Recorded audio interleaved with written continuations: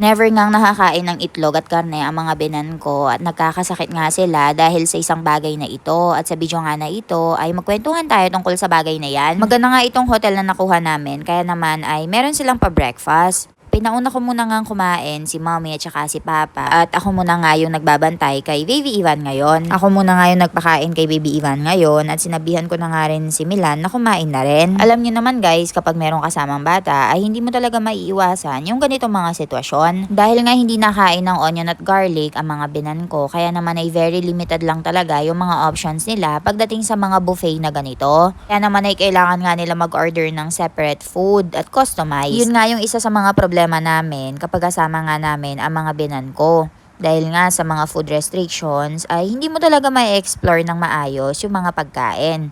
Unang-una guys, bawal sila sa onion at garlic, bawal sa itlog, bawal sa mga karne. So, limited lang talaga yung options mo. Alam ko nga kung ano yung tumatakbo sa isip nyo. Saan nga sila kumukuha ng protein?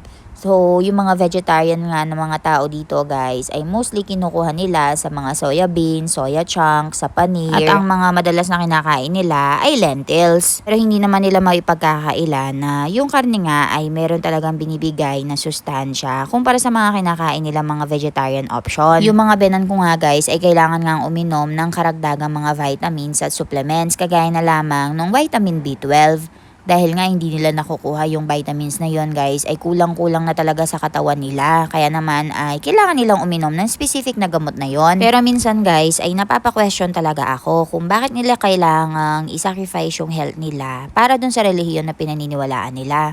Pero sino ba naman ako para mag-question ng ganon, di ba? Dahil yun nga yung paniniwala nila, kailangan na lang natin irespetuhin. Dahil nga biglang umalan ay bumalik nga ulit kami dito sa playroom and ayaw na nga umalis ng anak ko.